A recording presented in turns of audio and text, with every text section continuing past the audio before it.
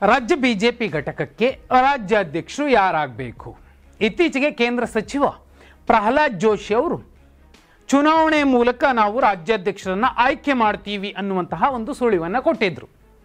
ಈಗಲೂ ಕೂಡ ರಾಜ್ಯಾಧ್ಯಕ್ಷರು ಅಂತಿಮವಾಗಿಲ್ಲ. ಬಹುಪಾಲು ಜನ ಹೇಳ್ತಿರೋ ಪ್ರಕಾರ ವಿಜೇಂದ್ರ ಅವರೇ ಆಗ್ತಾರೆ. ಆದರೆ ಈ ಎಲ್ಲ ಚರ್ಚೆಗಳ ಮಧ್ಯೆ ಯಡಿಯೂರಪ್ಪ ಅವರು ಖುದ್ದು ಬಂದು ಜಗನ್ನಾಥ ಭವನದಲ್ಲಿ ಕೂತು ಪ್ರತಿದಿನ ಮೀಟಿಂಗ್ಗಳನ್ನು ಮಾಡ್ತಿದ್ದಾರೆ. ಇಂತಹ ಸಂದರ್ಭದಲ್ಲೇ ಬಿಜೆಪಿ ರಾಜ್ಯ ಘಟಕದಲ್ಲಿ ಆಂತರಿಕವಾಗಿ ಒಂದು ಸಮೀಕ್ಷೆಯನ್ನು ಮಾಡಿಕೊಂಡಿದ್ದಾರೆ. ಅದು ಕೂಡ ವಿಜೇಂದ್ರ ಅವರ ಬಣದ ಒಂದಷ್ಟು ನಾಯಕರು ಮಾಡಿಕೊಂಡಿರುವಂತಹ ಸಮೀಕ್ಷೆ. ಜಿಲ್ಲೆಗಳಿಗೆ ಫೋನ್ ಮಾಡಿ ಜಿಲ್ಲಾಧ್ಯಕ್ಷರು, ತಾಲೂಕು ಅಧ್ಯಕ್ಷರು ಸೇರಿದಂತೆ ಒಂದಷ್ಟು ಪ್ರಮುಖರ ಪಟ್ಟಿ ಇಟ್ಕೊಂಡು ಒಂದು ಆಂತರಿಕ ಸರ್ವೆಯನ್ನು ಮಾಡಿದ್ದಾರೆ. 4 ಜನರ ಹೆಸರನ್ನ ಕೇಳಿದ್ದಾರೆ. ಇವರು ರಾಜ್ಯಾಧ್ಯಕ್ಷರಾಗಬಹುದಾ, ಇವರಾಗಬಹುದಾ, ಹೀಗೆ 4 ಜನರ ಹೆಸರುಗಳನ್ನು ಕೇಳಿಕೊಂಡು ಅವರ ಮತಗಳನ್ನು ಕೌಂಟ್ ಮಾಡಿಕೊಂಡಿದ್ದಾರೆ. ಅಚ್ಚರಿ ಅನ್ನೋ ರೀತಿಯಲ್ಲಿ ಇಲ್ಲಿ ಆ 4 ಜನ ಯಾರು? ಇಬ್ಬರು ಕೇಂದ್ರ ಸಚಿವರ ಮಧ್ಯೆ, ಒಬ್ಬ ಸೀನಿಯರ್ ಮೋಸ್ಟ್ ಲೀಡರ್ ಮಧ್ಯೆ ವಿಜೇಂದ್ರ ಅವರು ಬಹುದೊಡ್ಡ ಗೆಲುವನ್ನು ಸಾಧಿಸಬಹುದು ಅನ್ನುವಂತಹ ಸುಳಿವನ್ನು ಆ ಆಂತರಿಕ ಸಮೀಕ್ಷೆಯ ರಿಸಲ್ಟ್ ಹೇಳ್ತಿದೆ. ನೋಡಿ, 4 ಜನ ಯಾರು?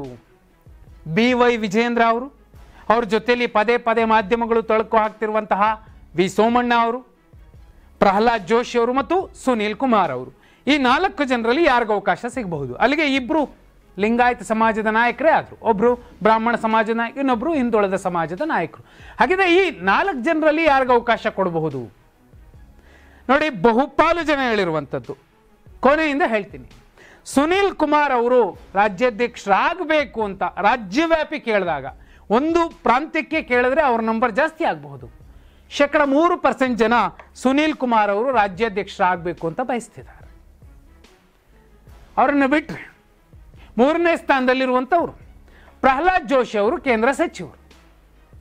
ರಾಜ್ಯವ್ಯಾಪಿ ಯಾರು ಸ್ಥಳೀಯ ಕಾರ್ಯಕರ್ತರಿದ್ದಾರೆ, ಜಿಲ್ಲಾ ಪ್ರಮುಖರಿದ್ದಾರೆ, ತಾಲೂಕು ಪ್ರಮುಖರಿದ್ದಾರೆ, ಅವರೇ ಹೇಳ್ತಿರೋ ಪ್ರಕಾರ 6% ಜನ ಪ್ರಹ್ಲಾದ್ ಜೋಶಿ ಅವರು ರಾಜ್ಯಾಧ್ಯಕ್ಷರಾದರೆ ಒಳ್ಳೆಯದು ಅನ್ನೋದನ್ನು ಹೇಳಿದ್ದಾರೆ. ಇನ್ನು 2ನೇ ಪ್ಲೇಸಲ್ಲಿ ಕೇಂದ್ರ ಸಚಿವ ವಿ ಸೋಮಣ್ಣ ಅವರು ರಾಜ್ಯಾಧ್ಯಕ್ಷರಾದರೆ ಓಕೆ ಅನ್ನುವಂಥವರ ಸಂಖ್ಯೆ 24% ಜನ.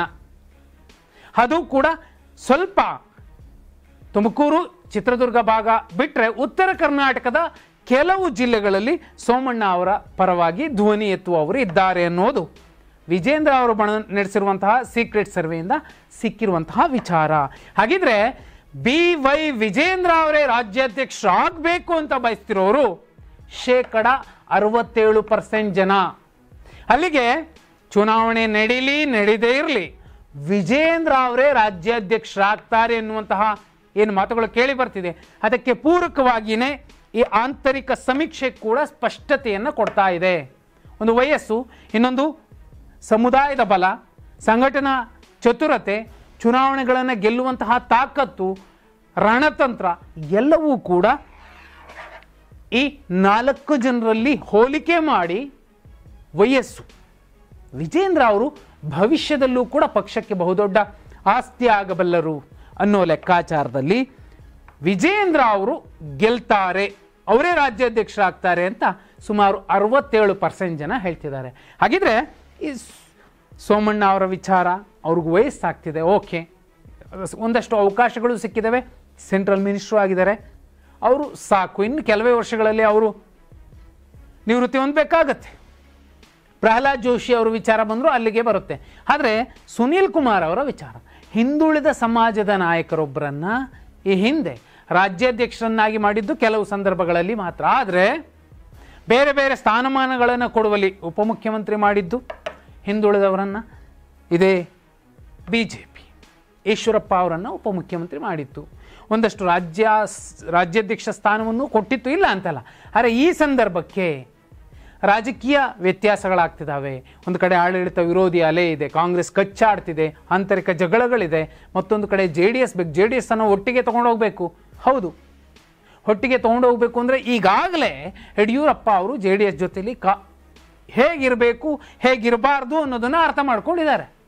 ಅದನ್ನೇ ವಿಜೇಂದ್ರ ಅವರು ಕೂಡ ಫಾಲೋ ಮಾಡೋ ಕಾರಣಕ್ಕೆ ವಿಜೇಂದ್ರ ಅವರ ಆಯ್ಕೆ ಸರಿಯಾದದ್ದು ಅನ್ನುವಂಥದ್ದನ್ನು 67% ಜನ ಹೇಳ್ತಿದ್ದಾರೆ. ಹಾಗಿದ್ರೆ ಈ ಆಂತರಿಕ ಸಮೀಕ್ಷೆ ರೀತಿಯಲ್ಲೇ ವಿಜೇಂದ್ರ ಅವರೇ ರಾಜ್ಯಾಧ್ಯಕ್ಷರಾಗ್ತಾರಾ ಅಥವಾ ಮತ್ತೊಬ್ಬರಿಗೆ ಅವಕಾಶ ಸಿಗುತ್ತೆ ಅನ್ನುತ್ತಿರುವಂತಹ ಮಾಧ್ಯಮಗಳ ಹೇಳಿಕೆ ನಿಜವಾಗಬಹುದಾ? ಕಮೆಂಟ್ ಮಾಡಿ.